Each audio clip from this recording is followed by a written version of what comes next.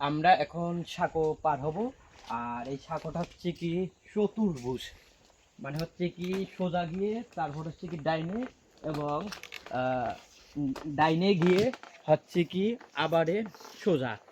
আর মূলত অনেক দিন যাবতেই এই সাঁকো পার হচ্ছি না, যাই হোক ভয় করতেছে, ভয়ের ভিতরে হচ্ছে কি সাঁকো পার হচ্ছি। আর ওই এর পাশের যে সাঁকোটা সেটা কিন্তু খুবই শক্ত। আর ওখান দিয়ে মূলত আমাদের যে বিশ্বজিৎ হালদার তিনি পার হয়ে গেছে। আসলে আমরা যে সাঁকোর উপর দিয়ে এসেছি এটা কিন্তু খুবই ভয়াবহ যে অবস্থা, কারণ মটকা বাস। দেখি যে আমরা পার হতে পারি কিনা, হয়তো পার হতে পারবো। আমরা দুঃখের বিষয় যে অন্য একটা সাঁকো দিয়ে চলে এসেছি, যে এর পার্শ্ববর্তী আরেকটা সাঁকো আছে এটা আমরা বুঝতে পারি নাই। যাই হোক কাছাকাছি চলে এসেছি রাস্তার। ধন্যবাদ। এই সাঁকো কিন্তু অনেকেই পার হতে পারে না। আস্তে। যারা গ্রামে থাকে হয়তো তারা একটু ভালোভাবেই পার হতে পারে।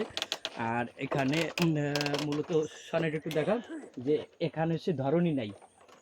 এই সাইডে আমি ধরনী দিয়ে যাচ্ছি, যাইতে পারতেছি না, লাগুরও পাচ্ছি না। এখন হচ্ছে কি শূন্যের উপর যে সার্কাস, সেই সার্কাসের মতন হচ্ছে কি বাসের উপর দিয়ে হেঁটে হেঁটে সেই আমাদের রাস্তায় পৌঁছতে হবে। যাই হোক আমরা মোটামুটি রাস্তার কাছে পৌঁছে গেছি সেই সার্কাসের মতন। সবাইকে ধন্যবাদ।